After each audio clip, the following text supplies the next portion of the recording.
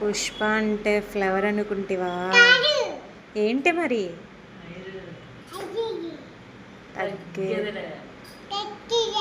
ఏం తగ్గు?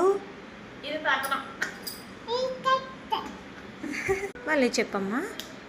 చెప్పవా? నీకు ఇష్టం లేదా? ఎందుకు?